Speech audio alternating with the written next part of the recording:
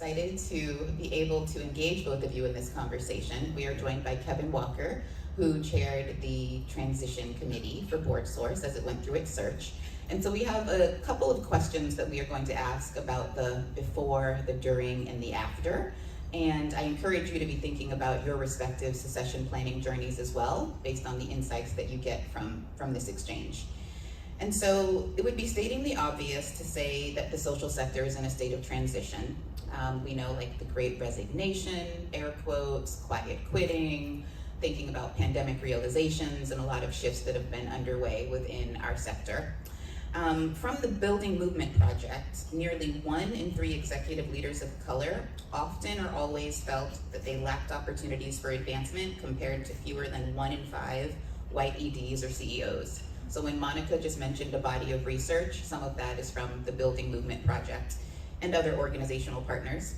Another data point is that EDs and CEOs of color were more likely than white leaders to report that they often or always felt challenged by the stress of being called on to push diversity, equity, and inclusion efforts in their organizations.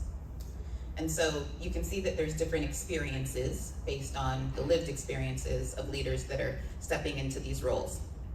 And so I wanted to begin with a little bit of table setting about BoardSource as an organization. So many of you know that BoardSource is over 30 years old, and Ann Wallestad served as president and CEO for 14 years, and the current staff size is 17. So hopefully that gives you a little bit of context for the organization. So I want to start with you, Kevin, because you served as the chair of the transition committee. Can you give us a little bit of a snapshot about the process to help ground us in where we're starting this conversation? Oh, absolutely. The beginning of the process for BoardSource was that Ann Wallestad, the outgoing CEO, brought a huge amount of intentionality to her own upcoming transition. So the perception on the board was, we have a real superstar CEO. Part of our job is to make sure she never leaves. And I would say that 2 years, maybe even 3, before Ann announced that she was leaving, she and the board chair at the time had recognized that it was a good time to freshen up the leadership profile that we had for Ann's position. And the first thing I was asked to do, actually, as a new board member, was to chair that little task force that did that. And I guess at the time, as board members, we had a slight sense of, like, there might be something underneath this, like maybe Ann won't be there forever. But that was really far in advance. And the next thing that happened for me as a board member was that we learned with about a year and a half to work with that Ann was planning to transition out of the role. So that's really special. And I'm not suggesting that happens all the time. I think that's pretty unusual. But we had basically a year and a half to work with. So the process from that point was to pull BoardSource's resources on transition off the shelf, and for the entire board to begin looking at what are we telling the field about how you handle a leadership transition.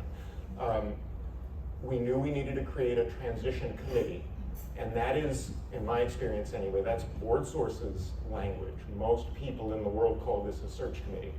And the whole point of calling it a transition committee is to pull the camera back and to realize, yes, the search for the new CEO sits at the center, but there's a lot more than that. There is the question of how do we prepare the organization for this impending transition. There's the question of, if we are going to be thinking about trying to recruit a really diverse pipeline of candidates, do we have our inner house in order? If we're going to be talking about equity and diversity and inclusion, can we walk the walk there? We've been doing the work ourselves. And what about the staff team?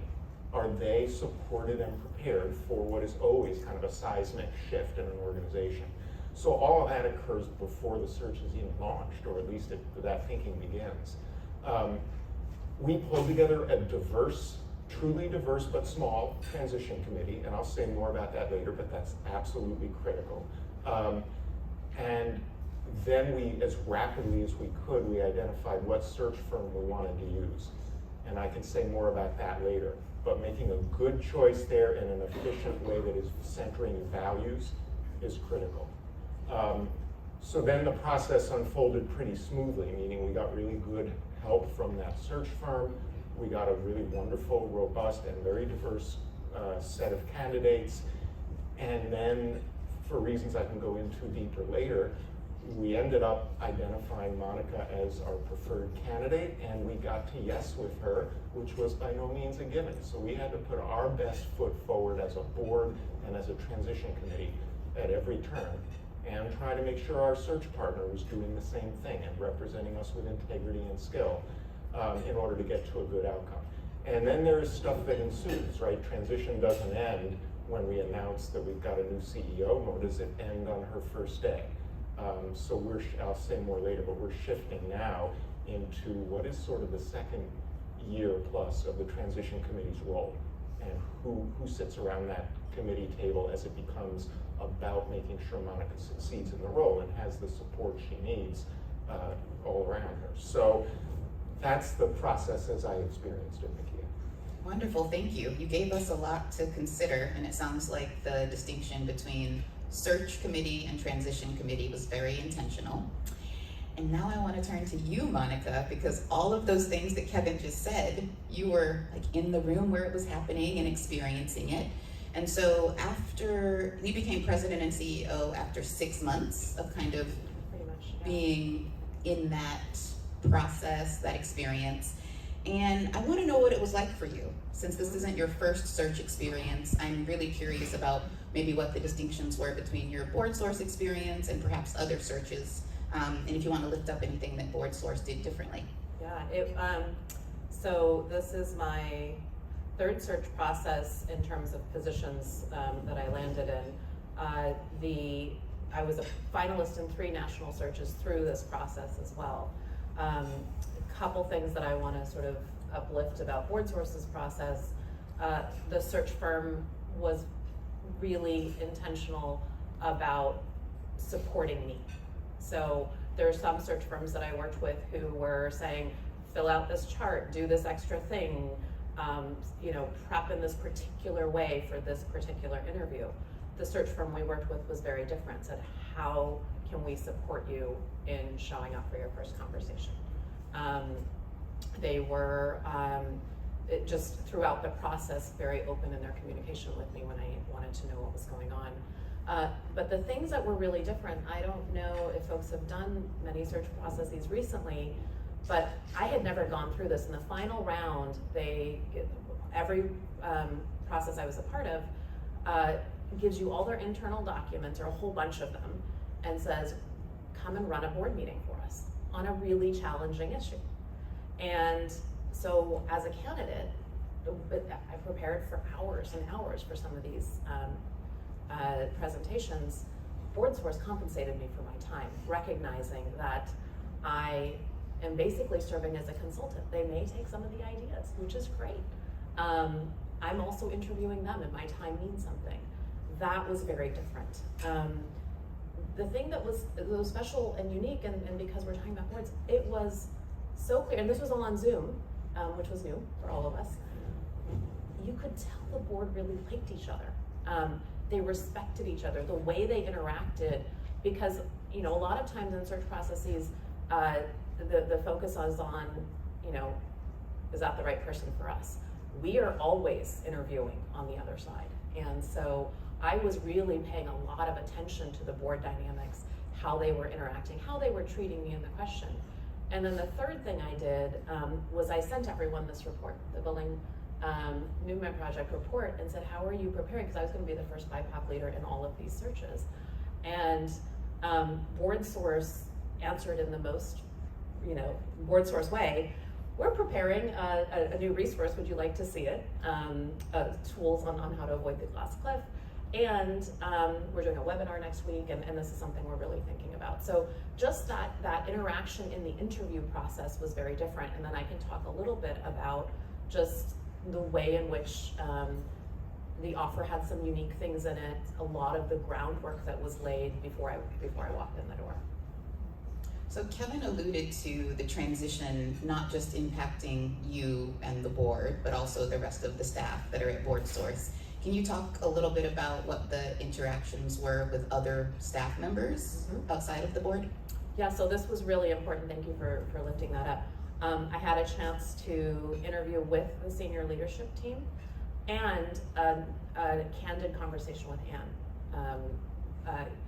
And she said, ask me anything. And she really meant it. She answered really candidly all of my questions. So that was a really important part of the process. And then once I had accepted, we did a town hall with the full team, which I was able to come into the office for and meet everyone. So, you know, I accepted in June, I think, and I didn't start till middle of August. And so it was a way for both of us me and the team to sort of ease some of our tension and anxiety as I was preparing to come in. So it strikes me, like, as I listen to you both speak, I'm thinking, wow, this was like smooth sailing. The way that BoardSource just teed up that search and transition, got a phenomenal leader, it must have been so easy. And yet, as an organizational consultant, I'm certain that there were stumbles along the way, and maybe I would have done that differently. So I want to, I guess, pivot to what have you learned since that process that if you had a do-over, you would be making a different decision around? Could start with you, Kevin, if you got something top of mind. I'll grab something. I mean, it really did go very smoothly. I just want to offer a footnote, though. Monika mentioned she was a candidate in 3 searches at once. It wouldn't have gone so smoothly if she had taken somebody else's offer. Then we'd be telling a different story. When I look back on it, I've already said some very praising things of the search firm that we used, and that was my experience of them. I also know that they were not perfect, and I tend to be a trusting kind of people person type, honestly. So if I had it to do over again, I would have asked them more questions. I would have made sure we were super clear about how they were representing us to candidates. I think I'm kind of also a recovering perfectionist, as they say. I think they got it 90% right, but I wasn't alert to the 10%, and I wish I had been. So that's one thing I would do differently. The only other thing I'll say in this vein is that I was getting fabulous support from the BoardSource Chief of Staff. So Anne Wallestad agreed at the outset to basically attach Judy Reckelhoff, who's the Chief of Staff, as the staffer, as the confidential project manager for the task force, for the transition committee.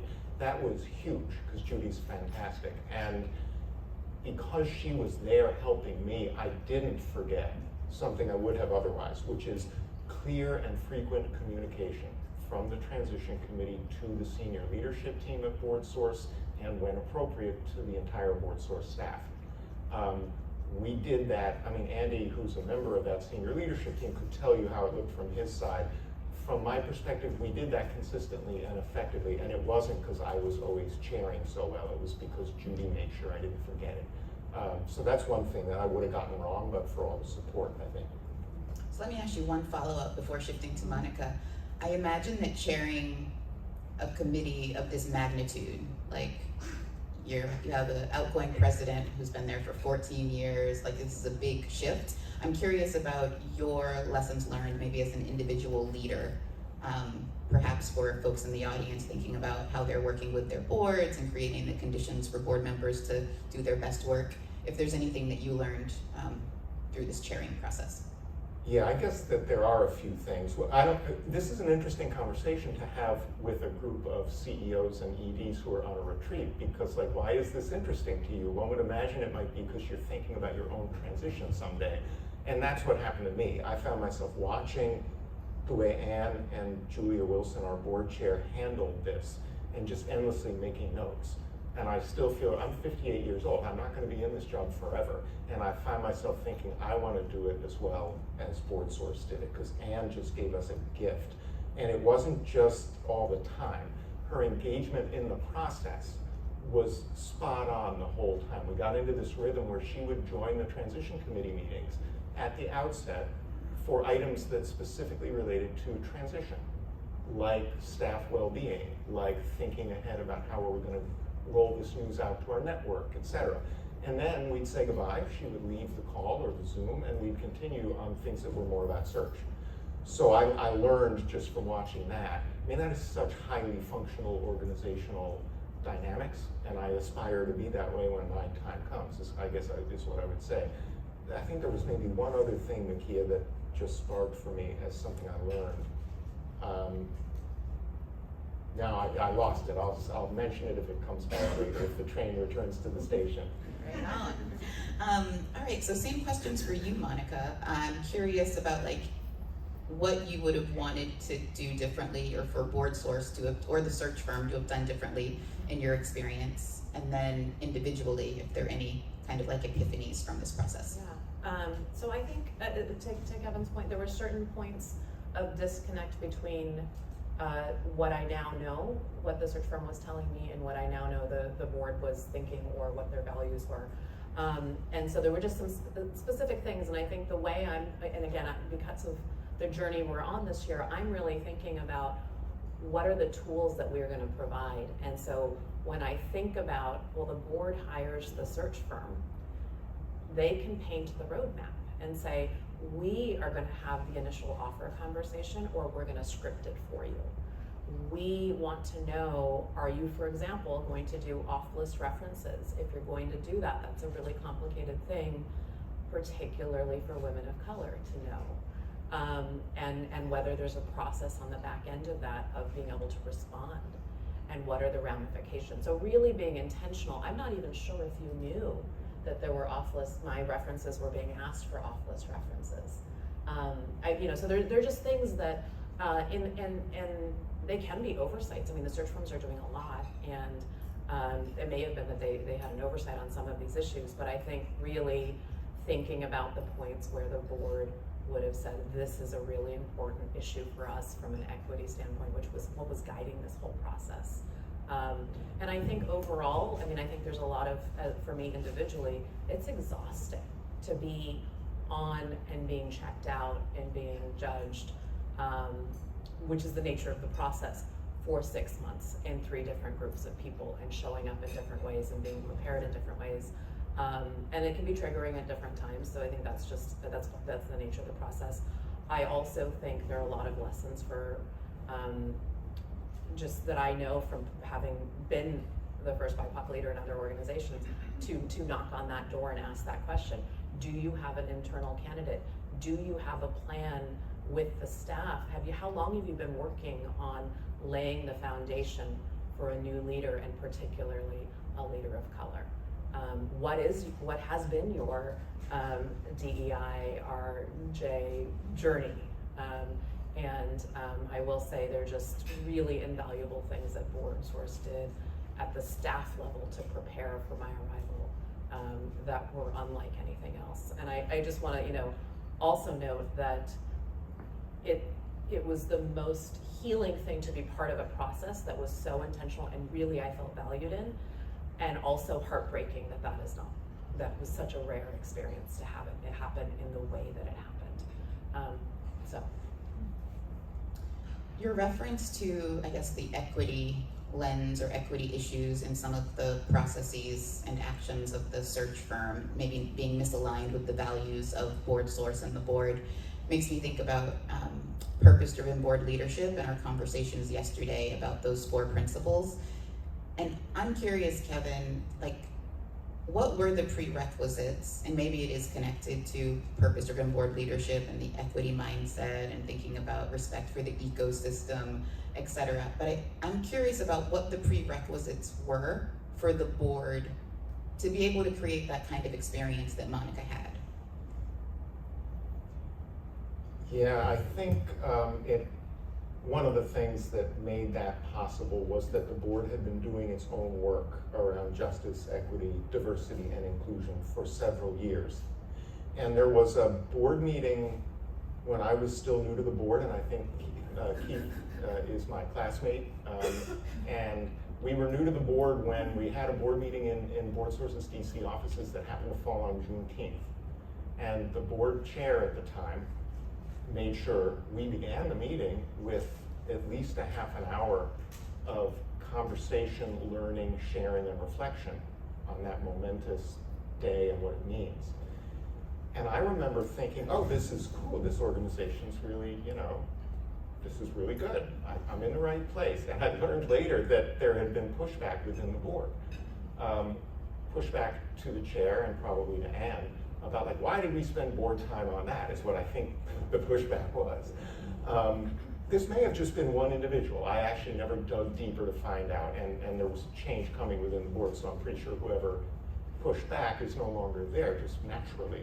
But that gave us all a wake-up call about like, oh, we might have some work to do. And that work then ensued, pretty methodically. And one of the things that was a step we took shortly before launching the search, for example, is we recognized just right in the depths of the COVID pandemic that we had recentered BoardSource's strategy to focus on racial equity and justice in a way that it hadn't before. And we hadn't touched the mission statement or the vision statement. So we're sitting there in the middle of 2021 when all we can meet is on Zoom and realizing, well, let's do that. Let's refresh the mission and vision statement before we launch this search publicly. And I remember feeling like, oh my God, I see the logic, but wouldn't like a real retreat be needed if we're gonna change the mission and vision statement? But we did it, and it was the amazing leadership of our board chair, Julia Wilson, who I admire very deeply.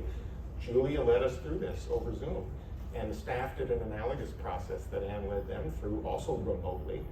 And we refreshed the BoardSource, those top line things. What are we all about? Mission and vision, to reflect the concept of justice is threaded into both of them now.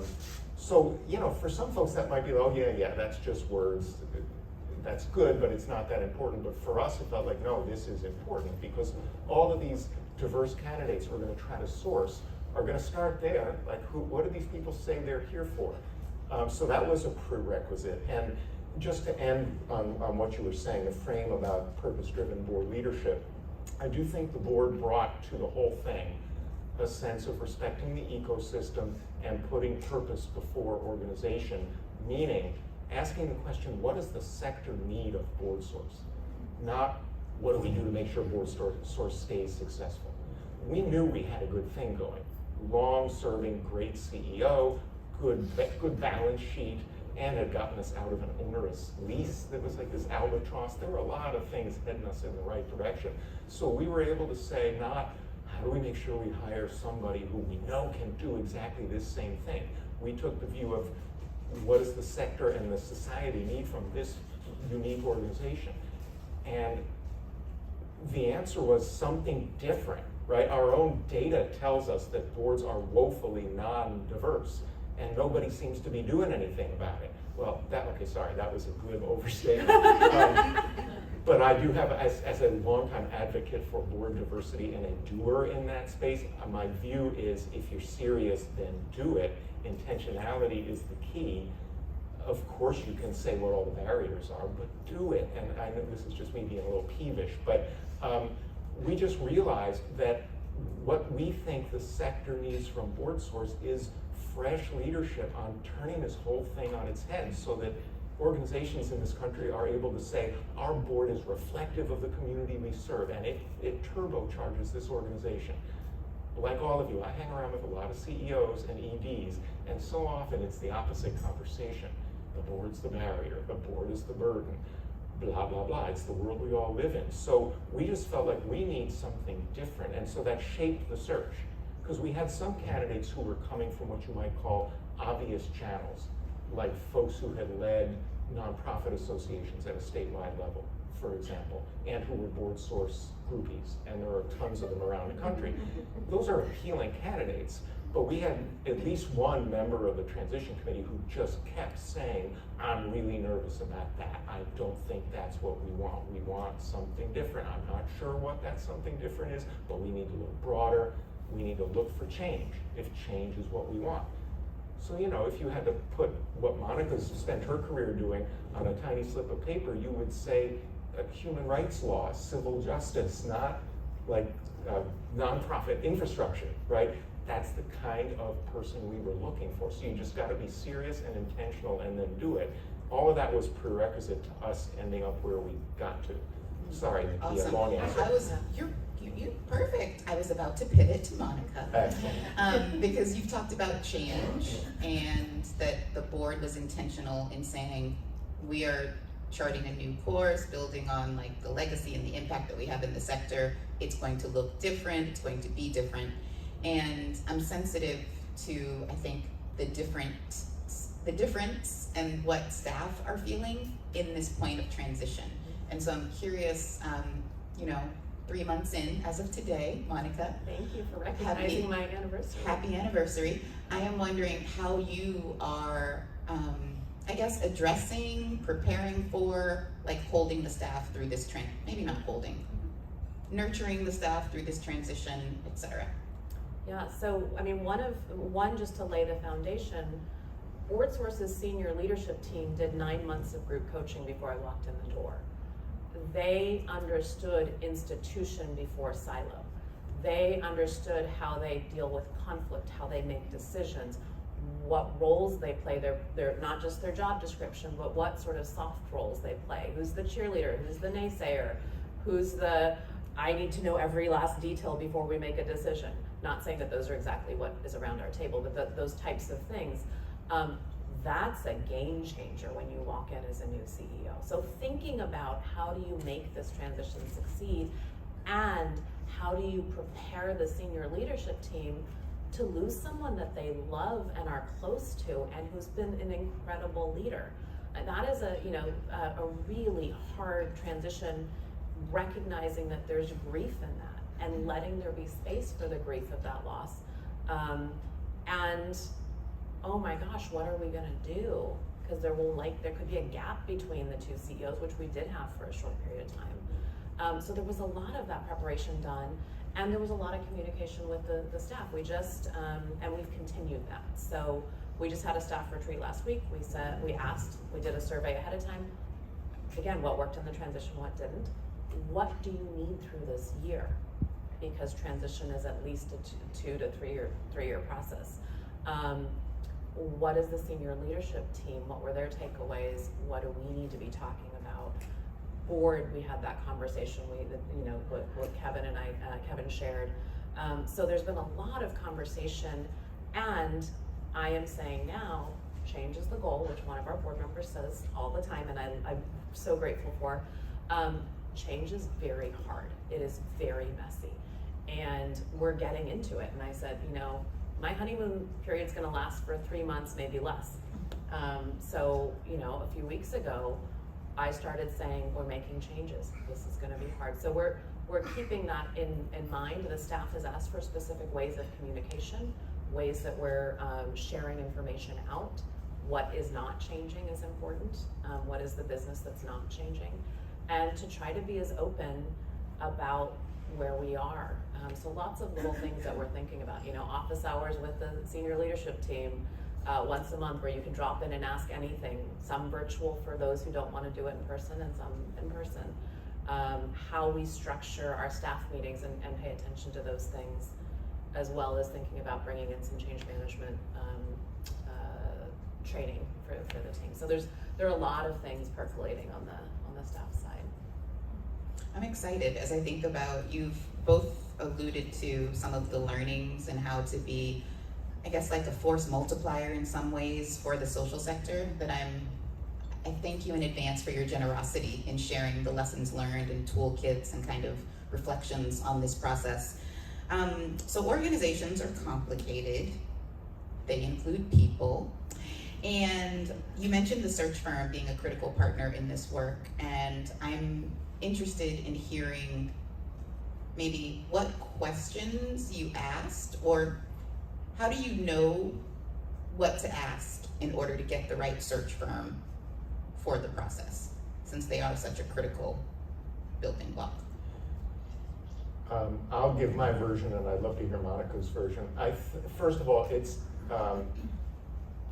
undoubtedly something that's easy to get wrong. Like, you think you know stuff that turns out not to be right, because these are skilled salespeople, right? They're successful search firms because they get people to hire them. So at the heart of it is the question of who's going to be working on the search and who owns the firm. just understanding those questions. Is it a BIPOC owned and led firm? Is it a woman owned and led firm? Who are we specifically going to be working with? A layer further out than that is the question of who are this firm's networks? Who's in their network? You probably have experience with search firms who are trying to pivot to be more with it on DEI. And what that means is they call the same very small number of people of color in their network all the time and ask them for candidates. You don't want that. You actually want a firm that really has those networks robustly, broadly. And where that leads, if they've really got it, is to a track record. So you want to know what percentage of the placements that this firm is facilitating are leaders of color, are women, et cetera, whatever dimensions of diversity you're thinking about. So that stuff is really important. And then going deeper into how are they going to interact with candidates. Because for me, as a CEO, and in this case as a transition committee chair, that's super important. You want that search firm to interface with candidates in a way that represents you well, and that gives you, if you're in a competition for great candidates, it gives you potentially an advantage over others who aren't doing it the right way. My experience is you can glean some of that as you're interviewing the search firms. And actually, I got a reference call the other day from a former colleague of mine who's up for a job. And I was talking to one of the top search firms in our sector. And by the end of the reference check, I was like, damn, I am never hiring these people. I felt disrespectfully treated as the person who was giving a reference for my former colleague. And I'm not that thin-skinned, but I'm sitting there in my office thinking, why don't you people just like focus on what I'm saying and give me a second to talk? And it was weird, actually. So my point is, keep your antennas up, listen carefully, and do your best to find a good match. I got lucky in this case in that I had just hired a CFO at my organization, which was the first up-close experience I had had with search firms in ages. And we have a very strong commitment to DEI. So our process of choosing who to work with we constructed a lens of like, who's the right partner for us. So I had all this very recent experience that helped the BoardSource process. We were able to go fast to a good solution. So that's some stuff. Let's pull Monika in. Remind me the Oh, question. sure. It's about search firms. And I Yes. think Kevin gave a lot there that I wonder if maybe there's a different angle that you might want to take. Like, where are the red flags, maybe? So maybe not on the front end of finding the search firm, but like when you're in process, are there certain things where it's like, oh, red alert?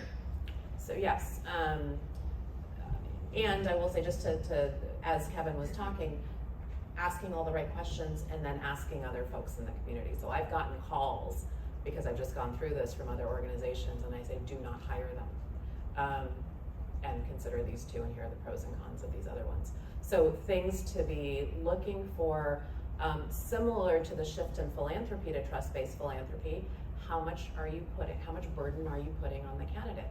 There are certain search firms who say, nice cover letter, now go redo it in this other format and answer these specific questions. Here's a chart. We want you to take all your skills and every experience that you have from your resume and fit it into this chart to fit into the things that are in their job description that they're specifically looking for. The other extreme of that was a recruiter that I knew from before who called me, and I was a little bit on the fence about applying for this position, and he said, I know you. I just need your resume. I know what to do. I know what your strengths are. I know what they're looking for. Join the process and see how you feel along the way. And so he was always very supportive, and there were some tricky things about the way that particular search committee and board interacted. So it's a very interesting industry. There are a lot of things that are the same in how they approach it. To ask the questions and then verify the answers to those questions is very important, and which I think is true for just as a candidate as well. If it's okay that I pivot to this part of the conversation, it's really important as a candidate, recognizing too, I just want to say, I think we have a couple new CEOs, the industry is in transition. Only 20% of EDs of nonprofits are BIPOC. We have waves of new first-time EDs coming in because everybody's trying to be diverse and not everyone has done their work. And so really thinking about it as a candidate, Don't believe everything they tell you. The search firm, the board, go do your homework, ask.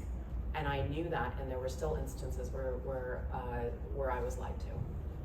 So it is a messy thing, and the more we can empower and give resources to candidates, I think that the better the entire ecosystem is going to be, because then we're going to get the right fit for the right organization, and at least have that part of that first building block be successful. I'm envisioning a reality TV series as I listen to both of you talk about the experiences and the process. So as we get ready to shift to audience Q&A, I would like to, this is my next to last question. You've referenced a couple of times that there's a transition underway, and I am curious about what's on the horizon. So where do you see maybe sparks organization-wide that will influence the sector? And then I think for you, Kevin, thinking about like the board is still in transition with the transition committee continuing its work. So I'm curious about what's on the horizon from like the internal perspective. Maybe Kevin can start with the transition committee part, and I can add to that because it does sort of lead into what's happening with BoardSource. Right, Yeah. sure. And Monika may know more than I do at this moment, actually, about the transition committee part. So the effect of getting to a successful outcome on the hiring side of this is that the committee, there was this vibe within the initial version of the transition committee that we had kind of done our piece.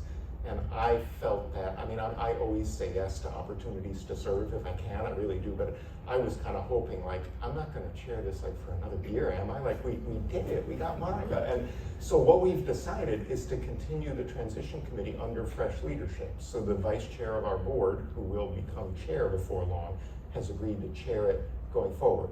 And we're refreshing the transition committee. I'm gonna stay on it, but I'm not gonna chair it, and there are gonna be other new members. And its job description, so to speak, changes now. It's about navigating this glass cliff dynamic. How do we walk the walk of what we've been saying about supporting Monika's fresh leadership, about change is the goal, which is a mantra that emerged from within one of the women of color on the board. It was like pounding the table on that at our June meeting about like, hey guys, when Monika starts to do things differently than the prior leadership, that's good, right? We're not gonna freak out, right? So I think the committee's job now is that. It's making sure we hold the space while real change begins to happen. We were able to bring some significant resources into this year's budget, and I think probably that continues for next year's budget as well, to support Monika at her discretion in doing what she needs to support herself and the team and her vision. So I think, anyway, Transition Committee 2.0 is about stewarding that set of ideas forward until we come to a point where we're like, okay, the transition is now truly done, we'll dissolve the committee. So that's another way it's really different from a search committee. I love it. Monika, what are you gonna do with all that extra cash in the budget? Well, what I wanna say that that was in my offer, that I had a pot of money that was at my discretion for coaching, for consulting, whatever I think that I need to succeed. I almost started crying over that. I mean, it was just, there's been so many emotions through this whole process. So I think that was such a key thing. The transition committee and how we're being intentional about what this is gonna look like is really important. I will be super honest, I have been in this room. I have been in a racial justice space in the Bay Area for 4 years, where I was never, not never, but I was rarely the only or primary BIPOC DEI racial justice voice in the room. That is not the case being back in DC and in the circles and the work that we do. It is exhausting. It is, I've always talked about emotional labor, I've cited data on emotional labor, and you know, a few weeks ago I went, oh, this is really hard.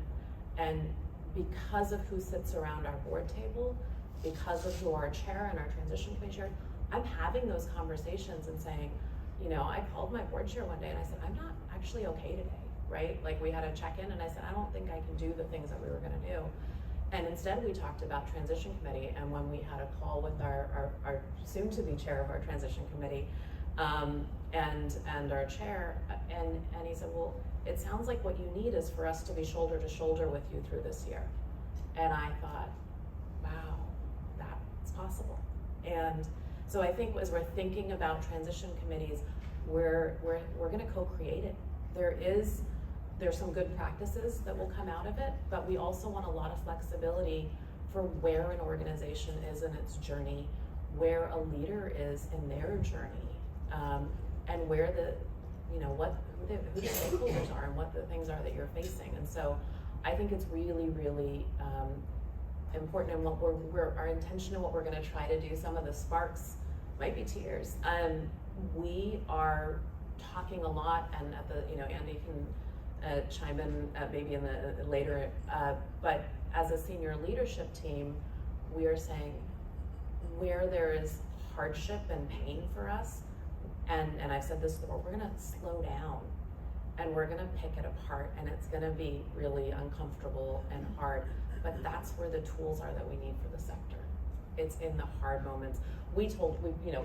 I will say there are very few things in the search process part of this that I would change. There are the natural parts of transition and of doing this work in 2022, in this time, in the purpose that we have of really transforming the nonprofit ecosystem. That is going to be hard work, and my hope is that as we track this year, we're going to offer tools out to the sector, and also learn new tools along the way. We're intentionally capturing our journey. My hope is that we'll be hearing, and we've already talked to some groups, but others who want to share parts of their journey and the tools that they've used. We don't have all the answers, and our answers aren't the right answers for every organization. So that's what you're going to see from us through this journey. I'm here for it.